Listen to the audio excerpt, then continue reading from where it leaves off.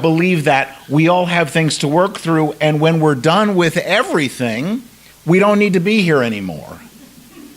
And I'm thrilled that she has her stuff to work on because I'm not ready to let her go.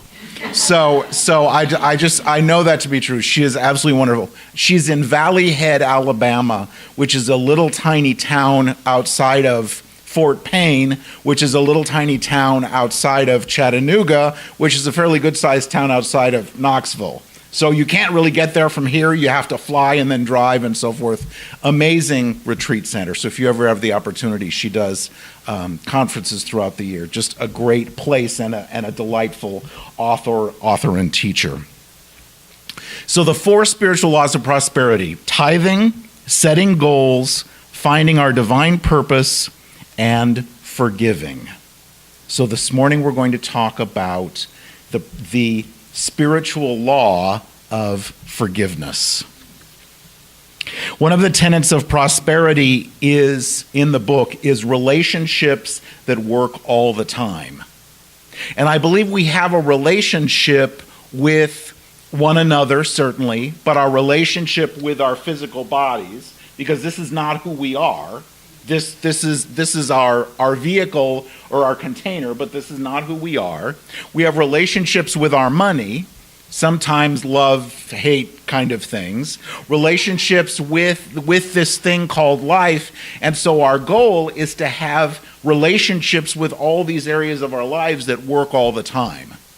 And so the book talks about what do we need to do to allow that, because that's all we're doing ever is allowing. What do we need to do to allow that to happen for us? So forgiveness. And right about now, your ego, and I think it was Wayne Dyer said that ego stands for edging God out. Your ego might be thinking, I already know this. And we all already know this. But there's a difference between knowing it and feeling it. And so this morning we're going to work toward that connection from the head to the heart so that we feel it and we get it in our hearts, not just the mere concept of it. Forgiveness. My experience has been that it would be so much easier, my life would be so much easier if the people around me would just do what I want them to. Have you found that to be true? If you just take out the trash without me telling you, if you just squeeze the toothpaste from the bottom or the top or whatever you wish, if you just get off the phone when you're trying to drive the car, and if you'd have your Costco card out before you get to the door. Is this a surprise that you need your membership card out? For the love of God, just get your card out before you get to the door. Wouldn't life be easier if people did what we want them to do? Alas, they do not. And if in your life you find that everybody does what you want them to do, I want to talk to you after the service because you've got a really good consciousness. It's also been my experience that I don't always do what I say I'm going to do or what I want to do. Sometimes we make a mess. And that's okay. So we're talking this morning about those experiences that didn't turn out or just didn't happen quite the way maybe we thought they would have. My experience has been that I am much more ready to forgive you than I am myself. You did the best you could under the circumstances. I was a big stupid jerk. Do you find that to be true? Sometimes we're much, much harder on ourselves than we are on other people. Most ministers that I know own a lot of books. If you come to my house, there are books in the garage, and there are books in the downstairs closet, and there are books in the one bedroom, and there are books in the second bedroom. And my Jerry, every once in a while, no, you have never said that. God love you for never saying, do you need some more books? Thank you for not ever saying that. But It's the funniest thing about this English language, because if you look at pretty much every book in your gift shop, pretty much every book of the however many hundred in my house and probably your house say the same thing. But the authors say it differently. And so when we find that book that puts it exactly the way it touches our heart, we hold on to that. Back in the day when I was traveling for business, I was flying all over the United States, and one of my first stops when I got to a new city was to go to Barnes & Noble or Borders back in the day, because I love books and I love to read, and of course I was writing, at that time I was writing Sunday Talks, and so I need a new book to use to base the Sunday Talks. And one of the ones that I found was Forgiveness and Other Acts of Love by Stephanie Dowrick. This is my very most favorite book. I like it better than Edwin's. I like it better than my book. This is the most wonderful book. She lives in Australia, and several years ago was doing a U.S. tour, and as divine intervention would have it, she somehow got connected with my church, and so we had her come in and do a workshop, and she was amazingly gracious, just a delightful lady. And if you need the title of that, I'll be happy to give it to you after the service. But she talks about forgiveness and other acts of love, but the foundational thing being forgiveness. And she says, forgiveness deeply offends the rational mind. When someone has hurt us, wounded us, abused us, when someone has stolen peace of mind or safety from us, when someone has harmed or taken the life of someone we love, or when someone has simply misunderstood or offended us, there is no reason why we should let that offense go. No reason why we should try to understand it. No reason we should hope for enlightenment for that person. No reason why from our own pain we should summon compassion and insight for that person as well as for ourselves. She calls forgiveness the most virtuous of the virtues. So the person we're going to forgive probably doesn't deserve it. It makes no logical sense. And I love it when I can go out of my mind for a little while and into my heart and see that this makes no logical sense, but it makes all the sense in the world. So first of all, why do we need to forgive? We need to forgive because something happened. Something happened. Person pulled out in front of you when they were on their cell phone, or they're giving it some of this in the car going 55 miles an hour in the left lane, or the Costco experience, or we were somehow abused as children, or a spouse did something to us that we didn't want. Something happened. And we judged it. They should do that. They shouldn't do that. I believe that if there's a word in the dictionary that we could take out and fly into outer space, never to return, it is the word should. When we have the thought, they should do that, they shouldn't have done that, chances are there's judgment involved. When we have the thought, I should do this or I shouldn't do this, chances are we don't want to. I should go to the gym this afternoon.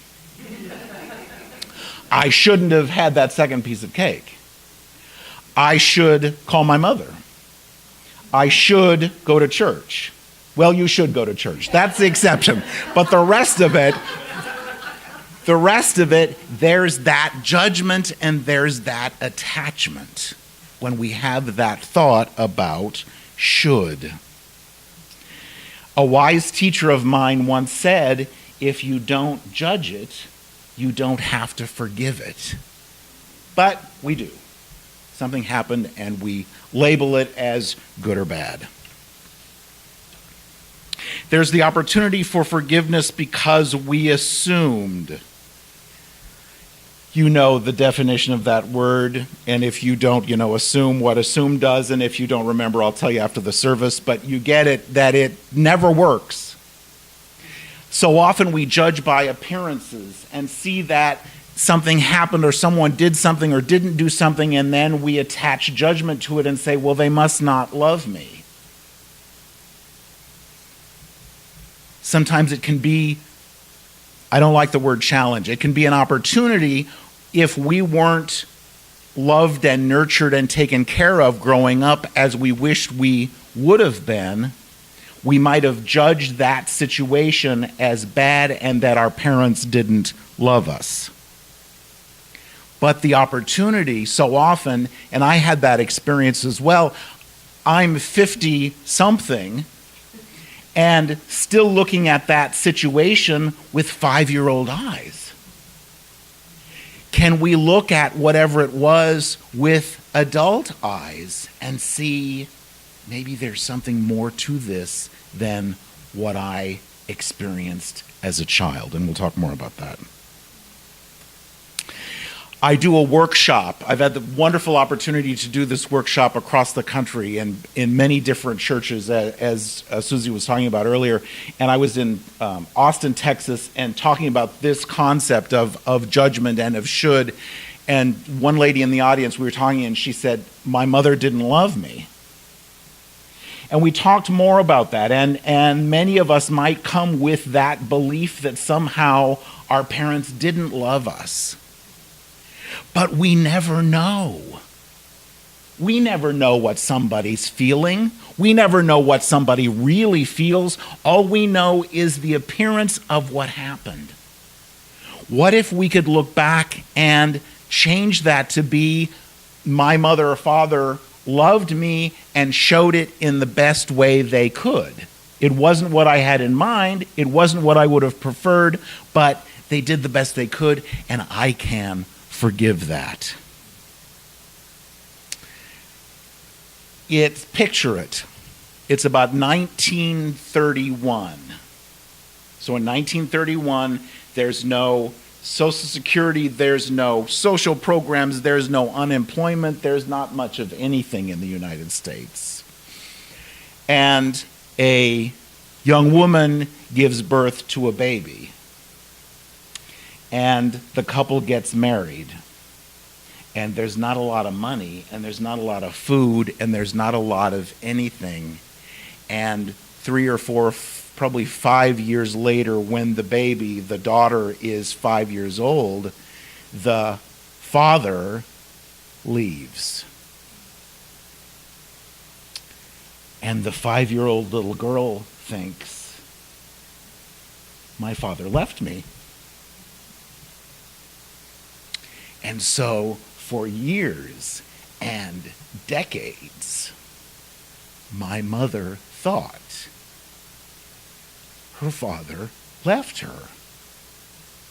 And we were talking about it, and I said, now think about the circumstances. Think about the situation. I mean, how in the world are you going to support a family in 1936 when there's no work and no food and no money? He didn't leave you, he left the situation. Wow. When and I'll talk more about the story, when we allow ourselves to reframe the story, to tell a new story, it's so much easier to forgive because he did the best he could. What would we do in that circumstance? Good heavens. He did the best he could. So why do we need to forgive? These things happen, and I'm mad, and I'm resentful, and I'm hurt, and I'm bitter, and I'm guilty, and all the rest of that. And I can just schlep that along with me for the rest of my days. Or not. Forgiveness was so important in the words of Jesus in the New Testament, and you might remember several times where he talks about it. And one of the times that I love, and this is big stuff, Matthew 5, verse 23.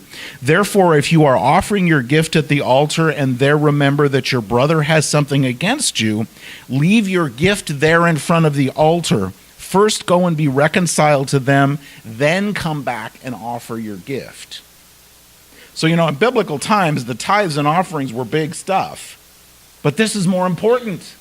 This is more important than giving your gift. Go and be reconciled with your brother or sister, whoever it is, and then come back and give your gift. Well, I think I'm doing pretty well, and I've done my forgiveness work and all the rest of that, and we're doing okay. And then something happens. Or then somebody calls. Or something, you have a thought, or you see somebody on television that looks like whoever that is, or you're watching a movie and the situation, the plot looks a lot like what you've been through, and it just knocks that scab right off the wound.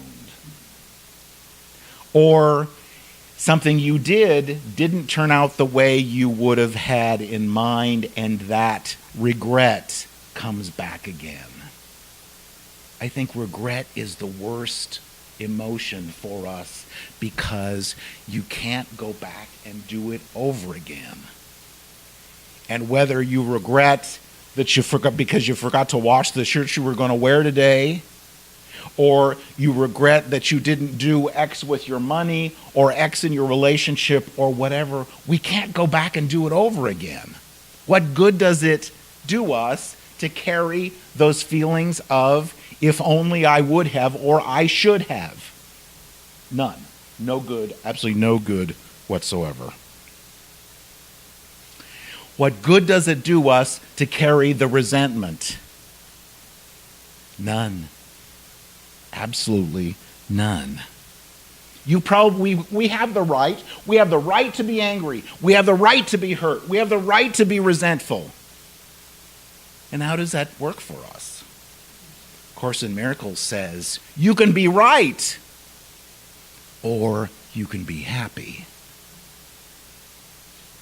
We always have a choice. How is this really serving us?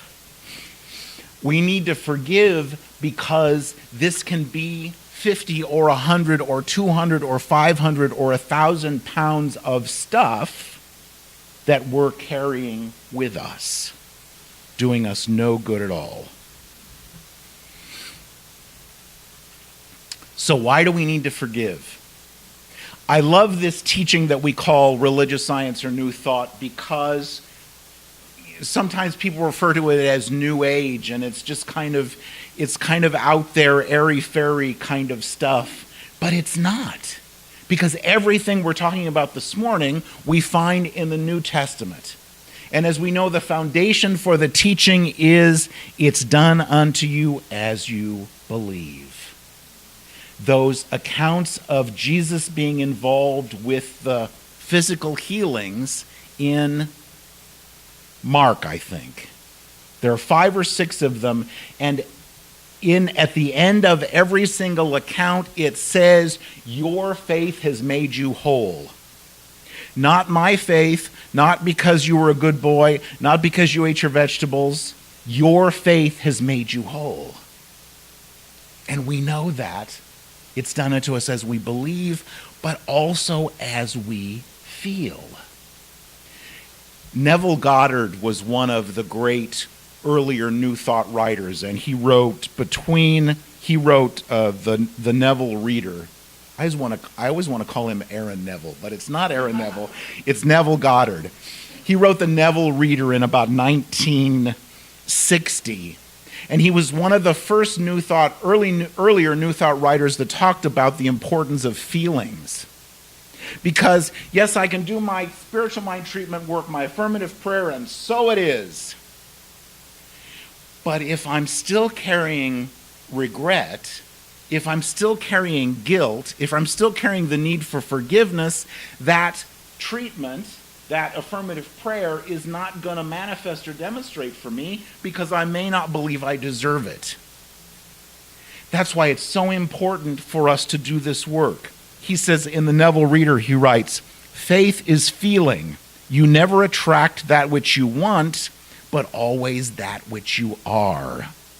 That which you feel yourself to be, you are, and you are given that which you are. So assume the feeling that would be yours were you already in possession of your wish, and your wish must be realized. You are that which you believe yourself to be.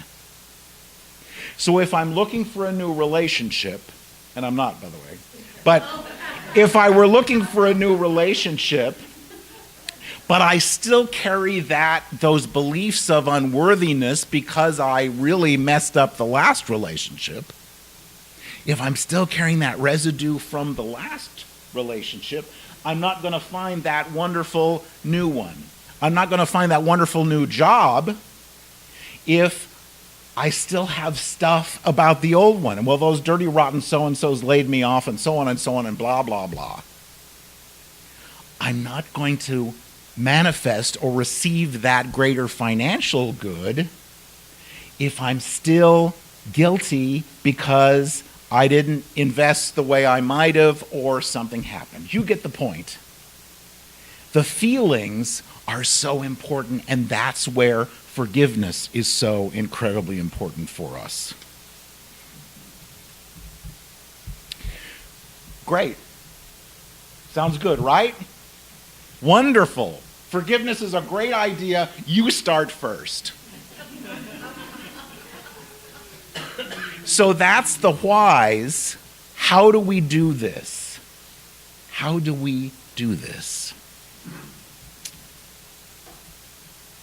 We start by looking for the gift.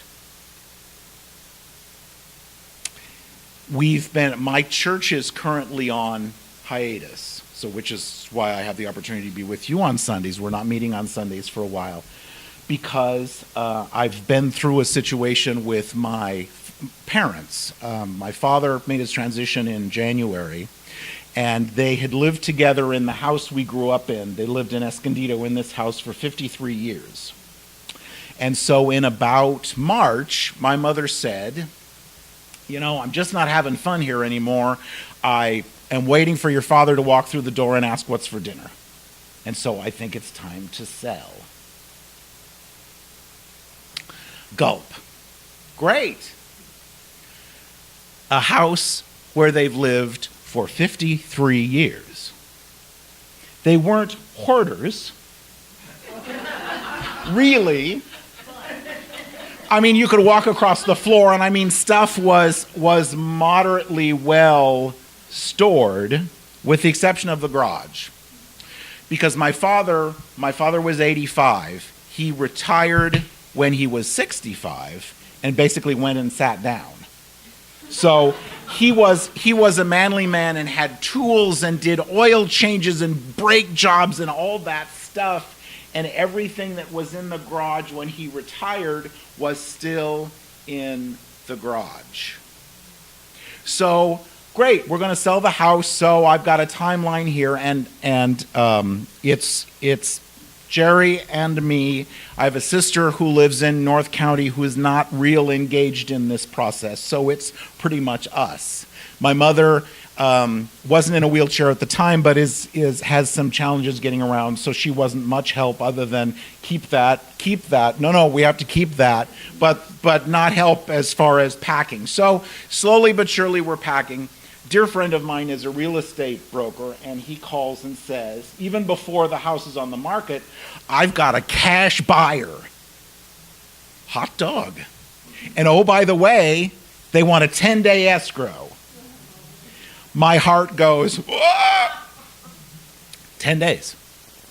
In July, in Escondido, it's a little toasty, but we got up, and I'm saying, dear God, I've never cleaned out a house like this before. I've never packed a house like this before. I've never sold a house before. How do I do this?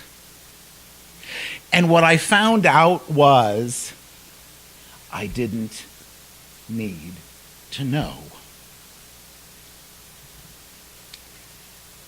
We got a pod, and we packed a pod. And we found a company that came out and in the twinkling of an eye took this garage that I'm sure we would have found Jimmy Hoffa, Judge Crater, the Lindbergh baby, and whatever else in there. It was really something.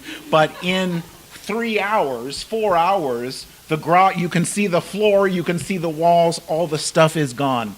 This whole experience was the most amazing experience of divine action.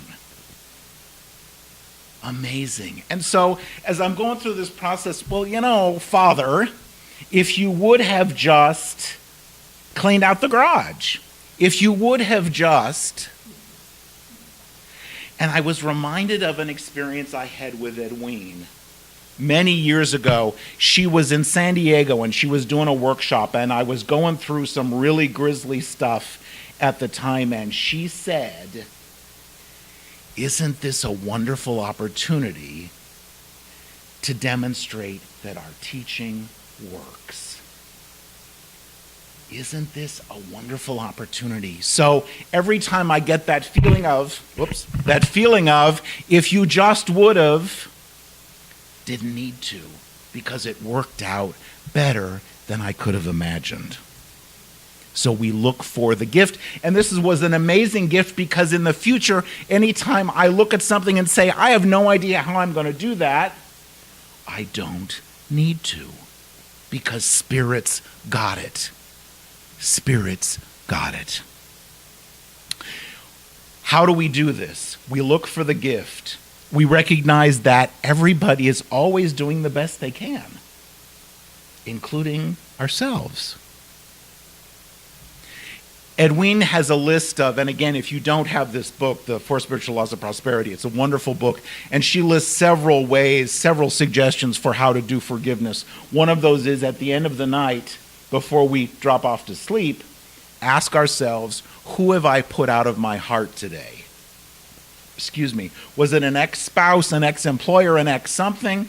Was it the driver in the left-hand lane when we're in a hurry, or the person at Costco, or whatever? What stuff am I carrying with me that I can forgive and not take to bed with me, as it were? Someone said forgiveness is when we stop wishing for a better yesterday. I love the concept of that. If only they would have, if only I would have, doesn't work. So how do we do this? We change our story. One of my other favorite books is The Trance of Scarcity by Victoria Castle, and you have copies in the bookstore this morning. Another book I really invite you to take a look at. We had the opportunity to meet her several years ago, and this is a wonderful book. She talks about the story buffet. A table as far as the eye can see of stories. And the opportunity to get a clean plate and change the story. Quick, shameless advertisement. We have copies of my book coming out to yourself this morning. They are $10, including tax, and I'll be around after the service, and I'm happy to accept cash, check, or card. As I was preparing to send the book for the final edits, I had the opportunity to go to Los Angeles and see the Dr. Phil show. Went with Jerry and two friends, and this particular episode had to do with these young girls who were very inappropriately texting, and I think they call it sexting, but sending very inappropriate photos by Instagram or instant message or whatever to boys. They were 15 and 16 years old. And so he was talking with the girls, and we couldn't see their faces, of course, because they were underage. And he was talking with the parents, and the parents, of course, were up in arms because, what are my kids doing? Why are they doing this? And what can I do to stop it? And so he was talking with both of the girls, and he asked them, why are you doing this? And they both said, we're just looking for someone to love us.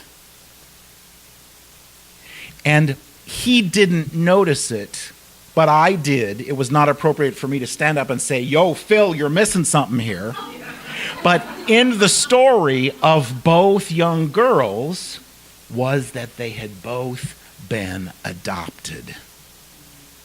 And I wonder if, because they were adopted, they somehow had the belief that their birth parents didn't love them and just gave them away? What if they went back to the story buffet, got a clean plate, and changed the story to be, not only did my birth parents love me, they loved me so much, recognized they couldn't take care of me the way I deserved, and gave me to a family that could.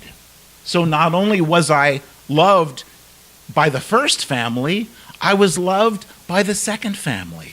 So I am deserving of love. I am deserving of all the good that life has for me if I change the story. Because we never know. We never know. It may look like somebody doesn't love us, but that's not the truth. And because it's our story, we can change it. And then stop talking about it. You know, how many times, years, decades later, well, that first husband or wife or that employer or that whatever, stop talking about it. Change the story, forgive what needs to be forgiven, and move on. Jesus said, forgive 70 times 7, and what I love to do is get a spiral notebook. There's 36 lines, I think, on each page, and 35 times in the morning, 35 times in the evening, I forgive myself for. I forgive whoever it is for, and do that for a week, and then check in and see how you feel. And if you're better, if it's lighter, if the black and white has turned to a little bit of gray, then you can move on to the next. If not, do it another 7 days. How do we know we've forgiven? How do we know we're clear? And this is a quote from Mary Morrissey that I love. The person can walk down the streets of our mind and not be attacked. That's how we know, including ourselves, that's how we know we've forgiven. So with that in mind, I'd like to take you on a quick journey. If you're comfortable, put your feet on the floor if you haven't already, and close your eyes if you're comfortable. Quick journey, I promise.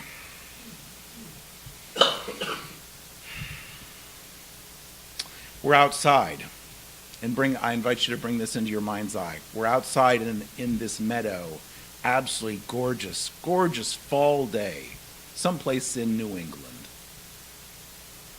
And the sun is warm, but the breeze is kind of cool, and it feels like autumn. And so come with me. We're going to go for a walk. And we walk through the meadow and then into the forest. We smell the smell of pine needles, but also that smell of the leaves when they're beginning to change colors. And we walk and we feel and hear the crunch of the branches under our feet and the leaves under our feet. And it's so beautiful. And it's so quiet. All we hear is the rustle of the wind in the trees.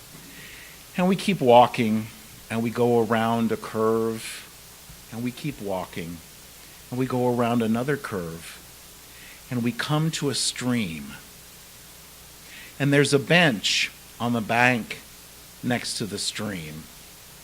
And on this bench is the most beautiful box we've ever seen. This box is covered with amethysts and rubies and diamonds and every precious stone we can imagine. It's just spectacular. It's so beautiful. And the lid is open.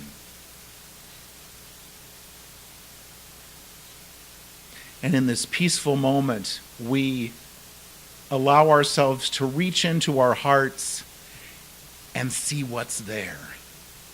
And take out the regret. Take out the resentment. Take out the memories that don't fill us with joy. Take out everything unlike love and place it in the box.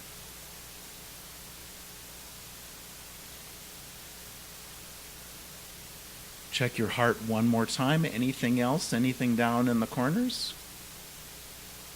Take it out. Place it in the box. Close the lid. We allow, because that's all we're ever doing, we allow the peace and the joy and the compassion and the love of Spirit to take this.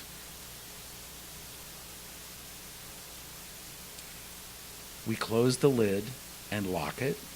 We pick up the box, put it in the stream, and watch it go. And it goes, and we watch, and it gets smaller and smaller and smaller, and it goes around a curve in the stream, and it's gone. And we are free. And so it is. Namaste.